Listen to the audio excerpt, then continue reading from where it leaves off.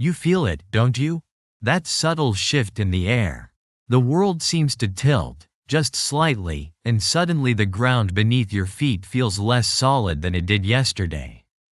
Arguments escalate not because of facts, but because of an unspoken pressure to conform. You see people you once respected, drawn into currents of opinion that seem entirely alien, yet they defend them with a fervor that borders on the fanatical. You wonder if you're losing your mind, or if everyone else has.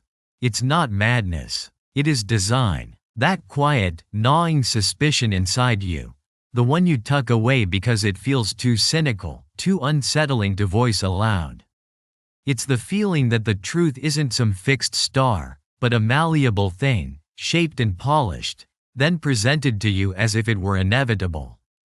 You sense you're caught in a machine, turning gears that aren't your own, toward an end you don't fully comprehend, but resist at your peril.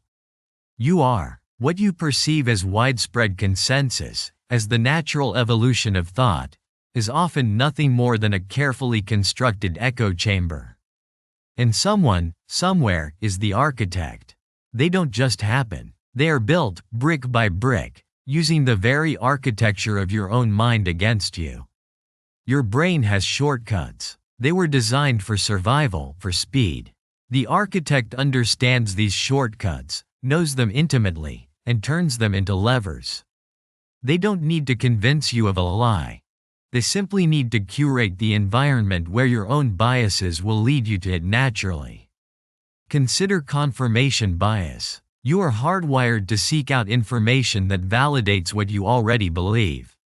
It's comforting. It saves mental energy. The architect doesn't fight this. They feed it. They flood your curated feed, your trusted sources, with precisely the data points that reinforce your existing worldview. You think you're researching, discovering. You are simply consuming what has been pre-digested for you. You are a mirror, reflecting only what they show you. Then there's the availability heuristic. Things that are easy to recall, vivid in your memory, feel more true, more prevalent. The architect understands this perfectly. They repeat the same narratives, the same sound bites, the same emotionally charged phrases until they become indelible. These ideas are not necessarily factual, but they become available. They become the default. Robert Cialdini laid bare these mechanisms of influence.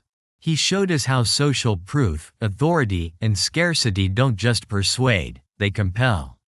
The architect weapon uses social proof by manufacturing the illusion of consensus. Look around, they whisper, everyone thinks this way.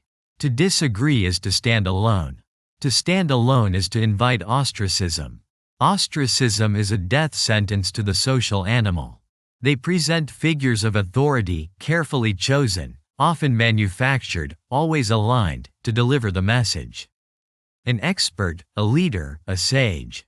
Their words carry disproportionate weight, not because of their wisdom, but because of the uniform they wear, the title they carry, the platform they command. You defer. You obey. Milgram's subjects delivered electric shocks not because they were evil, but because an authority figure told them to. The echo chamber is just another lab. The ultimate control is internal. The forbidden reframe, the thing nobody else will say, is this: you are not a victim of faulty thinking. Your brain is not broken. It is merely predictable. And predictability, in the hands of an architect, becomes a control panel. You are an instrument, and your cognitive biases are the strings. The architect isn't some cartoon villain. They are merely efficient. They understand human nature without sentiment. They don't want to change your mind. They want to direct it. The truth you defend so fiercely, the one that feels so deeply ingrained, so utterly yours? It was likely sculpted for you. It was placed within your chamber, reinforced by carefully selected voices, and polished until it reflected exactly what the architect wanted you to see. Your sense of self becomes entangled with these curated beliefs. Challenge them, and you feel a personal attack. This is in-group bias, amplified. Carl Jung spoke of the shadow self, the unexamined parts of us. The architect knows your shadow needs a group to belong to, a clear enemy to project onto. The echo chamber provides both, a secure identity for those within and a convenient target for those outside. Nietzsche understood the will to power. It's not just about dominating others, it's about controlling the very landscape of thought.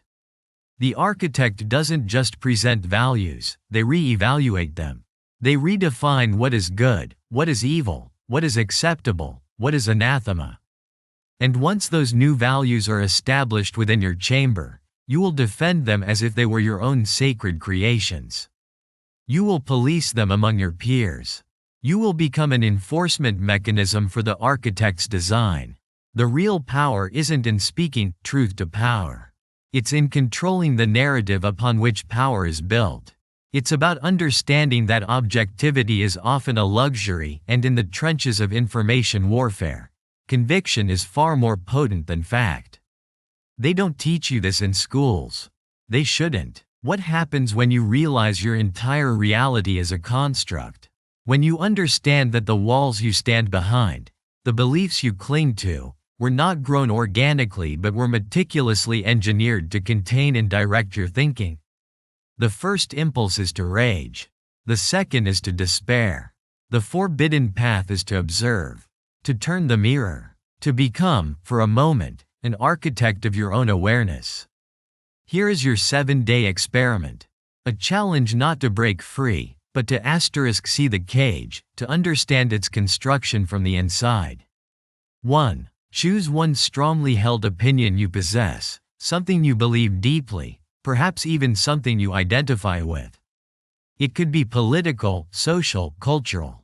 Just one. 2. For the next 24 hours, actively seek out only arguments that contradict that opinion.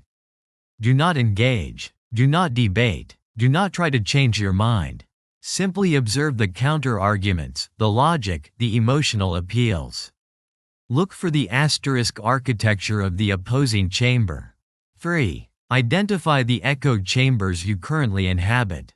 This might be a specific news source, a social media group, a circle of friends, or even a single influential voice you trust implicitly. Map their walls. Who are the gatekeepers? What narratives are consistently amplified? 4. Observe your own internal mechanisms.